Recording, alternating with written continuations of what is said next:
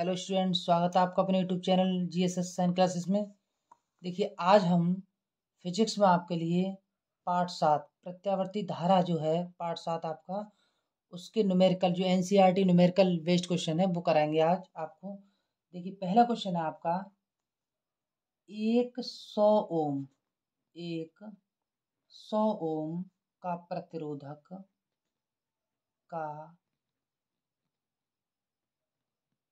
प्रतिरोधक 200 V यानी 200 volt और दिया है आपका 50 हर्ट्ज HZ। इसको हर्ट्ज बोलते हैं, ये आवृत्ति होती है 50 हर्ट्ज। आवृत्ति का मात्रक हर्ट्ज होता है, इसलिए इसे HZ हर्ट्ज आपूर्ति से संयोजित है। आपूर्ति से संयोजित है, संयोजित है।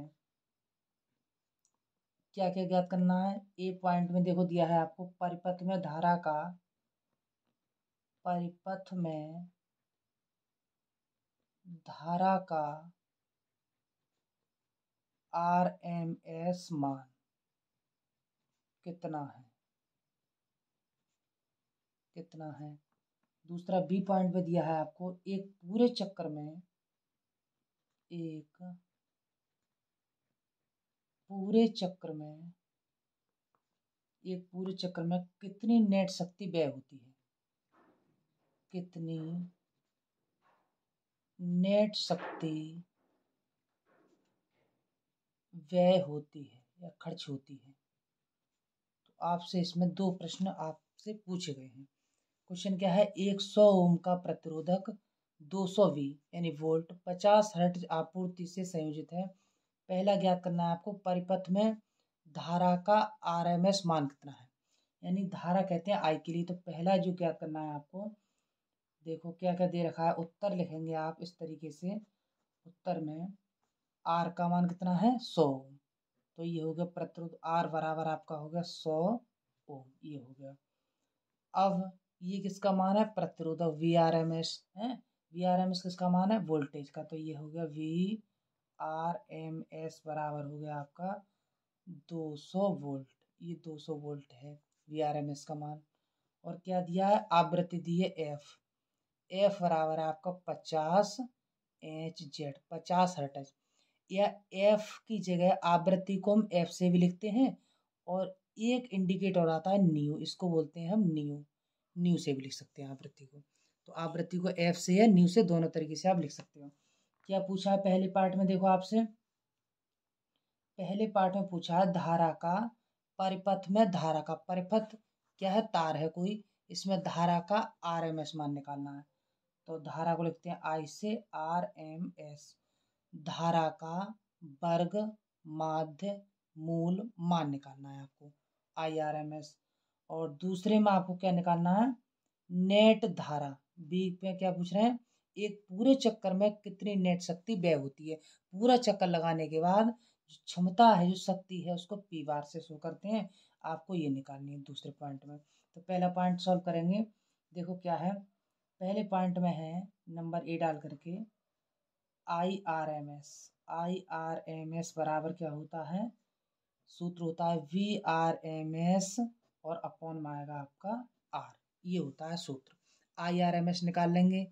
तो देखिए VRMS का मान कितना दे रखा है सवाल में? 200 वोल्ट। तो यहाँ पे हम क्या करेंगे, 200 वोल्ट आपने ये मान लगा दिया बटे R। प्रतिरोध कितना है? 100। तो ये लिख दिया आपने, 2 जीरो से आप 2 जीरो इस तरीके से काट सकते हो। अब एक है, कोई वैल्यू नहीं, कितना आया आंसर? 2। और इसको हम 2.0 और आई धारा का मान निकालना है ना, तो IRMS, तो धारा को किससे लिखते हैं हम? एम्पियर से। तो ये हो गया IRMS बराबर 2 एम्पियर, ये आ गया IRMS का मान। अब दूसरा पूछा है आपको बी वाला, देखो तो बी में क्या पूछा है? पी बार का मान, यानी नेट शक्ति कितनी है। तो पी बार का मान निकालते हैं हम, VRMS यानी वोल्टता का स्क्वायर मीन रूट, यानी वर्ग माध्य मूल मान, और गुणा धारा का वर्ग मूल मान कितना होता है? देखो ये देखो होता है cos फाई के बराबर। cos फाई क्यों होता है? कि जो वोल्टता होती है, वोल्टेज धारा, वोल्टेज धारा समान कला में होने पर, वोल्टेज धारा समान कला में होने पर क्या होता है, परिपथ के लिए, कोई परिपथ, कोई तार है, उसमें वोल्टेज और धारा क्या है, समान कला में है, तो इसमें क्या होता है, इनका मान जो आता है फाई का वो कितना आता है, 0 आता है। तो यहाँ पे हम देखो क्या लिखेंगे, फाई बराबर 0। कब आएगा फाई बराबर 0, जब वोल्टेज और धारा समान कला में हो, किसी परिपथ में वोल्टेज और धारा समान कला में हो, एक साथ बहते हो, तो फाई का मान जो आता है वो आपका 0 आता है। तो पी नेट बराबर क्या हो जाएगा, VRMS का मान देखो कितना है, VRMS का मान आपका है 200, तो यहाँ पे लगाएंगे 200 और गुणा लगा करके IRMS का मान अभी आपने निकाला है कितना आया, 2 एम्पियर, तो 2 और ये आ गया कॉस, और फाई की जगह क्या लगा देंगे, 0। तो पी बार बराबर 200 दूनी 400 हो गए, 400 गुणा कॉस 0 का मान होता है 1, तो पी बार बराबर कितना आ गया आपका आंसर 400। और क्षमता है तो क्षमता को लिखते हैं वाट से, क्षमता को लिखते हैं वाट से, तो इसलिए यहाँ डब्ल्यू लगा दिया। ये ए वाला कंप्लीट हो गया, ये आपका बी वाला कंप्लीट हो गया। अगला क्वेश्चन देखिए क्या है, प्रश्न संख्या 2। प्रश्न 2, प्रश्न 2 में क्या पूछ रहा है देखिए, ए नंबर पहले ही दिया उसने, एसी का शिखर मान, एसी का शिखर मान, एसी क्या है, अल्टरनेटिंग करंट, अल्टरनेटिंग करंट, तो एसी का शिखर मान 300 V है, यानी 300 वोल्ट है, एसी का शिखर मान 300 वोल्ट है। अब कह रहा है RMS वोल्टता कितनी है, इसमें RMS वोल्टता कितनी है ये निकालना है, यानी वोल्टेज का वर्ग माध्य मूल मान निकालना है।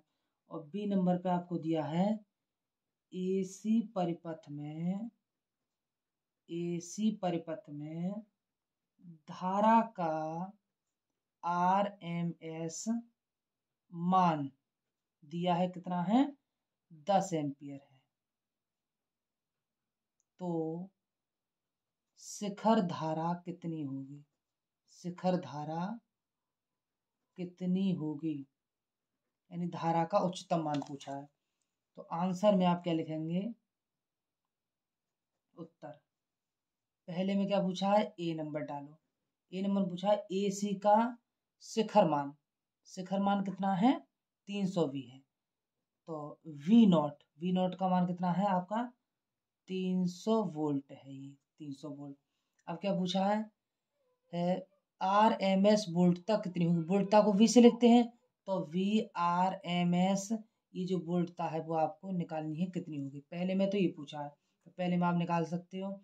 देखो VRMS बराबर कितना होगा, सूत्र मैंने आपको निकलवाया था डेरिवेशन में, V नॉट अपॉन कितना आता है √2।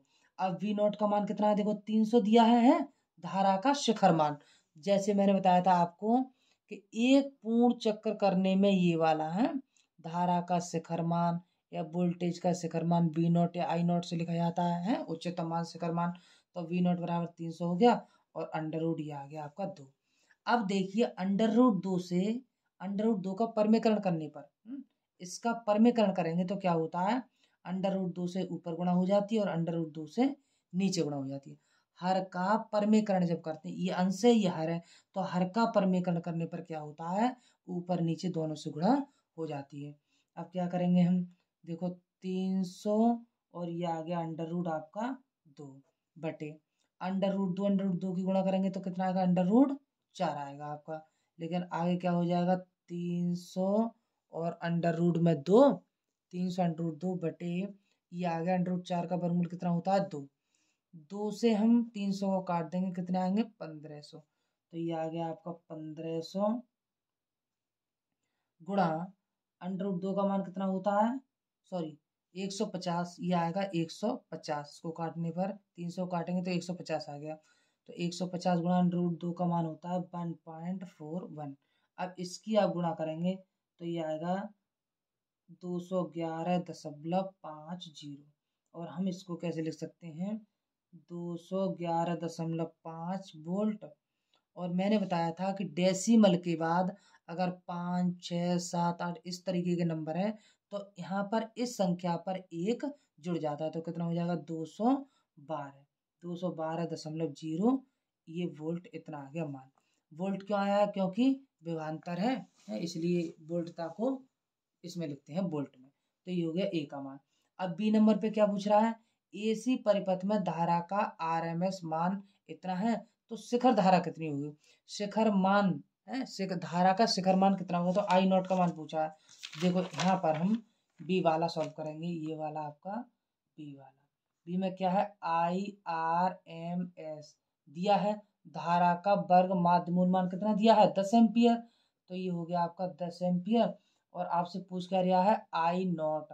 आई नॉट का मतलब होता है धारा का शिखर मान, आपसे उसने पूछा है। तो क्या करेंगे हम? IRMS बराबर हो जाएगा, आई नॉट है ये, तो आई नॉट अपॉन में आता है √2। अब क्या करेंगे?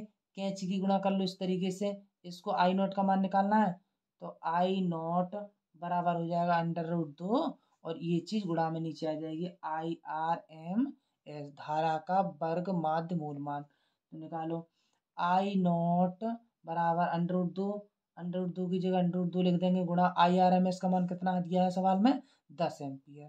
तो यहाँ पे हमने लगा दिया 10 एम्पियर। तो आई नॉट बराबर √2 का मान कितना होता है? 1.41 इतना होता है √2 का मान, और गुणा 10।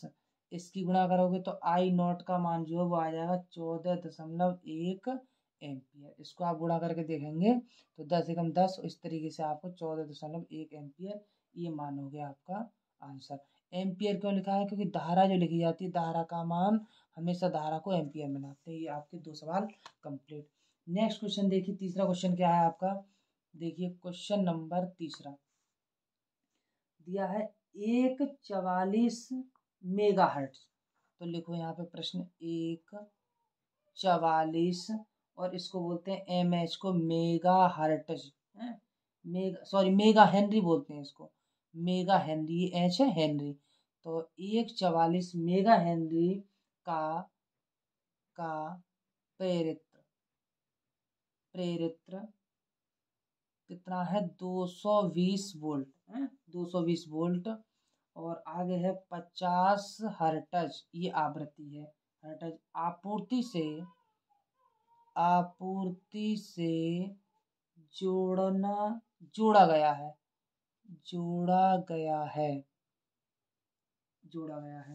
परिपथ में धारा के, कह रहे हैं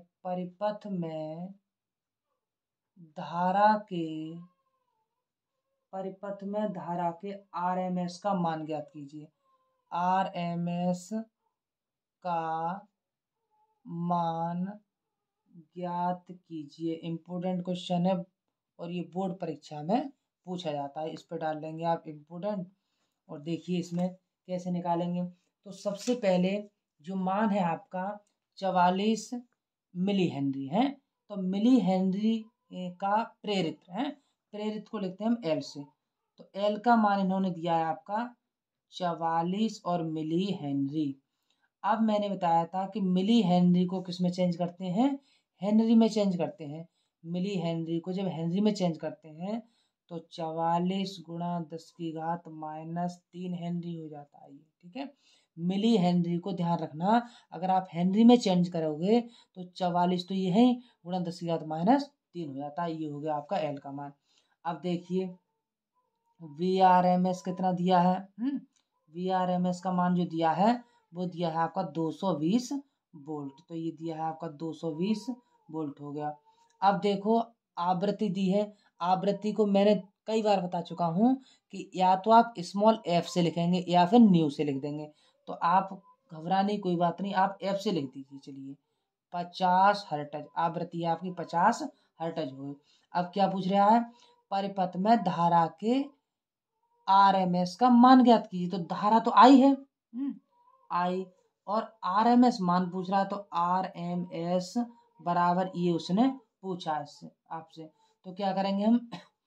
सूत्र जो होता है आपका वो होता है XL प्रतिबाधा का बराबर 2 पाई और ये आ गया FL। लगाओ मान, 2 की तो जगह 2 रख देंगे, पाई गुणा एफ की जगह कितना है आवृत्ति 50 हर्ट्ज है, तो 50 गुणा, और ये आ जाएगा आपका एल का मान, ये है आपका कितना 44 गुणा 10⁻³ ये हो गया। ये एक्सएल का मान लगा दिया आपने, एक्सएल का मान इतना निकल के आया है। क्या निकालना है IRMS, तो IRMS बराबर क्या होगा, देखो सूत्र होता है VRMS और अपॉन में आ जाएगा नीचे XL, जो XL का मान है ये वाला मान आ गया।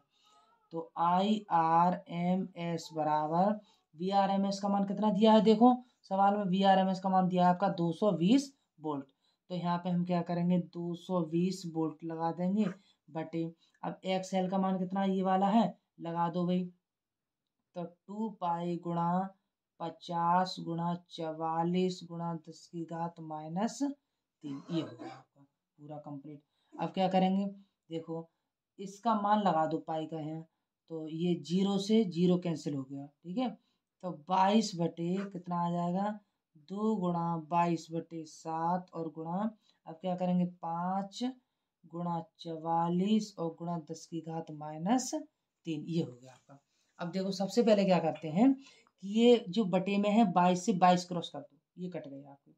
अब क्या बचेगा, ये वाली चीज ऊपर पहुंच जाती है क्योंकि बटे में है नीचे, तो 7 बटे और ये हो जाएगा आपका 2, इसकी गुणा कर देंगे 2 पंजे 10 गुणा 44 और गुणा 10⁻³ देखो 2 से 5 की गुणा कर दी, 2 पंजे 10 आ गया, अब 44 गुणा 10⁻³ ये हो गया आपका। अब देखो सबसे पहले 7 गुणा 10⁻³ है, इसको ऊपर भेज दो, प्लस के हो जाएंगे, किसके हो जाएंगे 10⁻³ हो जाएंगे, ये हो गए प्लस के।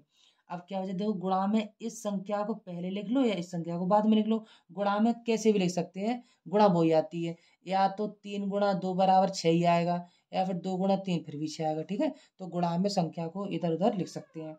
तो 44 गुणा ये लिख लो आप 10, अब क्या करेंगे 7 गुणा ये 10⁻1 है यहाँ, 10 कितनी है 1, और ये है 10⁻3, तो 10⁻1 जो प्लस में है नीचे, और प्लस से जब ऊपर जाएगी तो 10⁻1 किसकी हो जाएगी आपकी माइनस की हो जाएगी, तो 10⁻3 प्लस की और माइनस की है तो कितनी बचेगी 10⁻2 बचेगी प्लस की बटे। अब कितना हो गया देखो नीचे कितना बचा 44, 10⁻, तो ये ऊपर बन के चले गए, अब नीचे बचा आपका 44।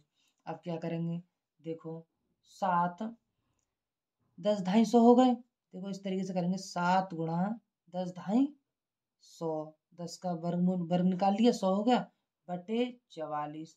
अब क्या करेंगे देखो 7 से इसकी गुणा कर दो, 7 एकम 7 और डबल 0 700 बटे 44 आ गया। अब इसको काट दो, काटेंगे 2 से तो 22, 2 दूनी 4, 2 दूनी 4, अब 2 से काट दूं तो 2 3 6, 1 बचा, यहाँ हो गई 10, 2 पंजे 10 और ये हो गया आपका 0। अब फिर 2 से काट सकते हो, 2 एकम 2, 2 एकम 2, और इसे भी 2 से काट दो, 2 एकम 2, इतना 1 बचा, यहाँ हो गया 15, 2 सत्ते 14 और 1 बचा 2 पंजे 10, तो ये आ गया 175 बटे आपका 11।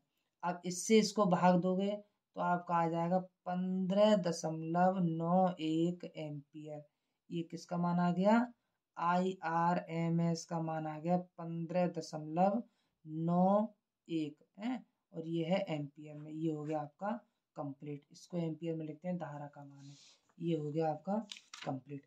अब देखिए अगला प्रश्न क्या है, अगला प्रश्न है चौथा प्रश्न, देखिए क्वेश्चन नंबर आपका है 4, तो क्वेश्चन नंबर 4 में क्या पूछ रहे हैं आपसे, देखो पहले प्रश्न लिख लीजिए, एक 60 माइक्रोफेरेड का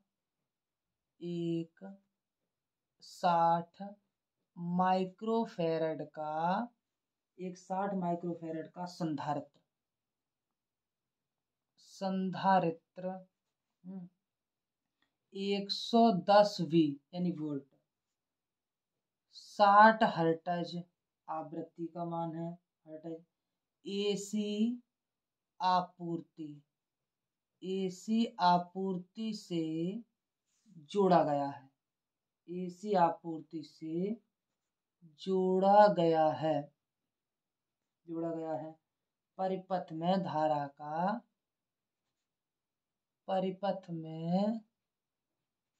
धारा का RMS मान ज्ञात कीजिए। बहुत सिंपल क्वेश्चन है। क्या पूछा है? धारा का RMS मान, यानी धारा का वर्ग माध्य मूल मान पूछा है आपसे। तो आप इसका उत्तर कैसे लिखेंगे? सी। एक 60 माइक्रोफैरड का संधारित्र, संधारित्र को किससे लिखते हैं? सी से। तो सी का मान दिया है 60 माइक्रोफैरड। हमने बताया था कि माइक्रोफैरड को किस में चेंज करते हैं? फैरड में चेंज करते हैं। तो कितना हो जाएगा? 60 गुणा 10 की घात -6, और माइक्रोफैरड की जगह क्या आएगा? सिर्फ फैरड आ जाएगा। ये हो गया आपका सी का मान। अब VRMS का मान कितना दिया है? देखो, VRMS का मान कितना है? 110 वोल्ट है।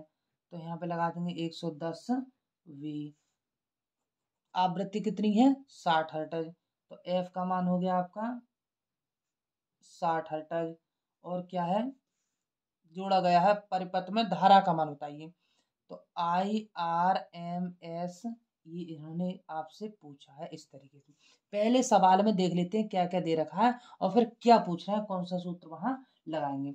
तो धारा, इसके लिए कैपेसिटर के लिए, संधारित्र के लिए XC बराबर क्या होता है?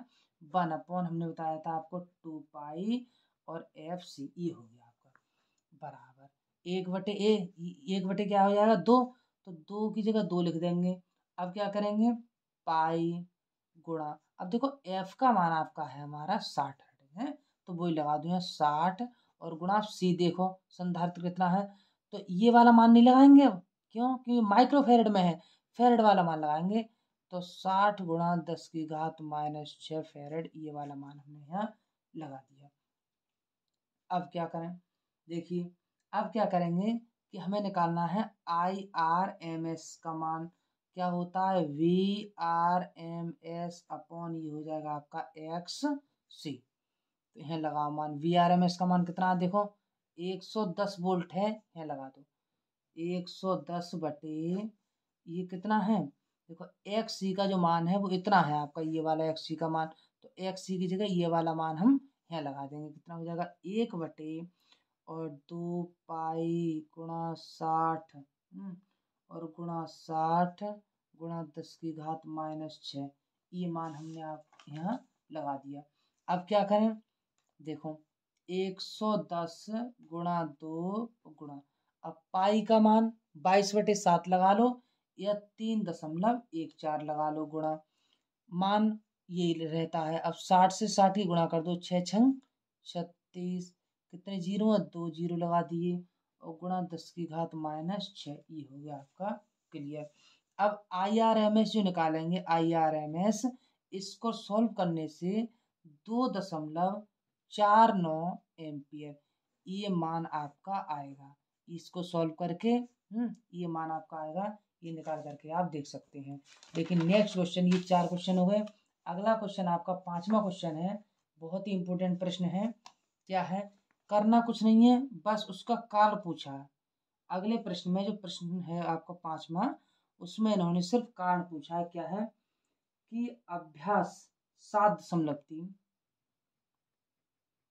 अभ्यास 7.3 व 7.4 में, व 7.4 में एक पूरे चक्कर की अवधि, एक पूरे चक्कर की अवधि, अवधि का मतलब होता है समय की अवधि, से प्रत्येक परिपथ से, प्रत्येक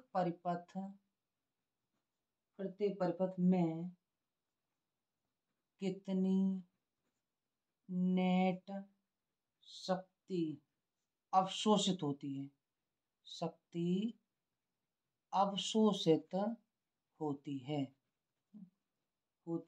अपने उत्तर का विवरण दीजिए, अपने उत्तर का विवरण दीजिए, अपने उत्तर का विवरण दीजिए, ये प्रश्न है आपका। अब आंसर देखो इसका क्या होगा। पूछ रहे हैं एक परिपथ में कितनी नेट शक्ति अवशोषित होती है। तो इसमें क्या है कि आदर्श प्रेरित या संधारित्र की दिशा में कोई शक्ति क्षय नहीं होती है, क्योंकि वो आदर्श प्रेरित है तथा संधारित्र की दशा में कोई भी शक्ति व्यय नहीं होती, कोई ऊर्जा क्षय नहीं होती है। तो इसका आंसर बस एक लाइन में ऐसे लिख देंगे कि आदर्श प्रेरित या संधारित्र की दशा में कोई शक्ति क्षय नहीं होती, यानी शक्ति की कोई हानि नहीं होती है। ठीक है, ये हो गया आपका क्वेश्चन कंप्लीट। अब देखिए प्रश्न 6, इंपोर्टेंट डाल लेना प्रश्न 6 पे। प्रश्न 6 पे क्या पूछा है आपसे कि एक एलसीआर परिपथ की, इंपोर्टेंट क्वेश्चन है, बोर्ड परीक्षा में आता है एलसीआर परिपथ। तो एक एलसीआर परिपथ की जिसमें एल बराबर 2.0 हेनरी और ये दिया है आपका सी बराबर 32 माइक्रोफेरड तथा आर बराबर प्रतिरोध कितना दिया है 10 ओम, ये मान दिया है। अनुनाद आवृत्ति, अब दी है अनुनाद आवृत्ति। अनुनाद आवृत्ति को हम कैसे लिखते हैं, ओमेगा आर। परिकलित कीजिए अनुनाद परिकलित कीजिए। ठीक है, इस परिपथ के लिए Q का मान ज्ञात कीजिए। इस परिपथ के लिए Q का मान ज्ञात कीजिए। Q का मान भी पूछ रहे हैं इसमें। तो हम सबसे पहले क्या करेंगे कि जो एलसीआर हमारा परिपथ है उसमें L का मान दे रखा है। सबसे पहले देखो उत्तर में क्या लिखेंगे, L बराबर जो चीज दे रखी है उसको पहले लिख लेते हैं। L बराबर प्रेरित कितना दिया है 2.0 हेनरी, ये हो गया आपका L का मान। C का मान भी ये कितना दिया है आपका 32 माइक्रोफेरेड दे रखा है, तो ये तो चेंज करना पड़ेगा फेरेड में आपको। तो C बराबर कितना हो जाएगा 32 गुणा 10 की घात -6 फेरेड हो गया। अब क्या दिया है R का मान, प्रतिरोध कितना है आपका 10 ओम है और ओमेगा आर का मान आपसे निकलवा रहे हैं। इसके बाद Q का मान भी निकालना है। ठीक है, Q का मान और ओमेगा आर परिकलित कीजिए, ये पूछा है आपसे। तो सबसे पहले हम क्या करते हैं, जो ओमेगा आर है बराबर 1 किसके होता है अंडररूट में LC के बराबर होता है। ठीक है, ये सूत्र है आपका। तो इसमें आप ये मान लगाएंगे 1/, अब L का मान देखो अंडररूट में कितना है, L का मान देखेंगे सबसे पहले कितना है 2, तो L का मान हमने 2 लगा दिया गुणा। अब C का मान कितना है, ये वाला मान लगाएंगे, कितना हो जाएगा 32 गुणा 10 की घात -6, ये वाला मान लगा दिया हमने। तो 1/, कितना हो गया आपका अंडररूट में ये आ जाएगा 32 दूनी 64 और गुणा 10 की घात -6, ये हो गया। अब 1/, इसका अंडररूट खोल लो, वर्गमूल ले लो, कितना होता है 64 का आता है आपका 8, और ये हो जाएगा गुणा 10 की घात 6 है तो कितनी रह जाएंगे 3। ठीक, ये हो गया आपका कंप्लीट। अब देखो क्या करें, 10 की घात -3 है, इसको ऊपर पहुंचा देंगे तो किसकी हो जाएंगे 10 की घात 3 हो जाएंगी और बटे में रह जाएगा आपका 8। अब आप जानते हो कि 10 की घात 3 कितनी होती हैं, ये होती हैं 1000 बटे 8। 10 की घात 3 10 दाई 100 100 दाई 1000। इस प्रकार से देखो 10 की घात जो 3 है उसको ऐसे लिखेंगे 10 गुणा 10 गुणा 10, तो 10 दाई 100 और 100 दाई 1000, तो ये आ गया आपका 1000 और बटे 8। अब 8 से इसको भाग करेंगे तो कर दो 8 एकम 8 बचे 2, यहाँ हो गए 20, 8 दूनी 16, कितने बचे 4, यहाँ होगा 40, तो 8 पंजे 40। तो ये ओमेगा आर का मान जो आया है वो आया है आपका 125, तो ये ओमेगा आर का मान आ गया। इसके बाद ओमेगा आर का मान तो निकाल लिया आपने, अब ओमेगा आर से हम क्या निकालेंगे क्यू का मान निकालेंगे। तो इसका मान निकालेंगे, निकालो Q बराबर XL जो निकाला है और बटे होता है R, निकालो ओमेगा R इंटू L और बटे में आ जाएगा आपका R। एक्स एल जो होता है वो ओमेगा आर होता है और एल प्रेरित होता है। अब ओमेगा आर का मान भी निकाला था, कितना था 125 गुणा एल कितना हेनरी है 2, तो ये लगा दिए 2। अब इसके बाद क्या करेंगे, नीचे आर का मान दे रखा है आपका 10, सवाल में 10 दे रखा है, तो इसको काट दो यहाँ से, 2 पंजे 10, 5 पंजे 5 दूनी 10, 2 बचा 55 25 बराबर कितना आ गया 25। ये हो गया आपका क्यू का मान। ये क्वेश्चन आपका इम्पोर्टेंट है। चलिए एक प्रश्न और करेंगे। आपका क्वेश्चन अगला है 7वां। क्या पूछा है, 30 माइक्रोफैरड का एक आवेशित संधारित्र। चलिए 30 माइक्रोफैरड का एक आवेशित संधारित्र, एक आवेशित संधारित्र 27 मिली हर्ट्ज के प्रेरित्र से जोड़ा गया है, से जोड़ा गया है। परिपथ के मुक्त दोलनों की, परिपथ के मुक्त दोलनों की कोणीय आवृत्ति कितनी है। कोणीय आवृत्ति कितनी है, कितनी है। हम सबसे पहले आंसर लिखने से पहले क्या देखेंगे कि क्या क्या दे रखा है। तो 30 माइक्रोफैरड का, माइक्रोफैरड क्या है संधारित्र, तो C बराबर हो जाएगा आपका 30 माइक्रोफैरड, और इसको फैरड में चेंज कर लेंगे तो कितना हो जाएगा, C बराबर 30 गुणा 10 की घात -6 फैरड। ये हो गया आपका। अब L का मान देखो, संधारित्र कितना है, L का मान कितना है आपका, यह है 27 मिली हर्ट्ज। और मैंने बताया था कि मिली हर्ट्ज को किस में चेंज करते हैं, हर्ट्ज में चेंज करते हैं, तो 27 गुणा 10 की घात -3 हो जाता है। ये हो गया हर्ट्ज में आपका। अब क्या निकलवा रहे हैं, जोड़ा गया है परिपथ में मुक्त दोलनों की कोणीय आवृत्ति।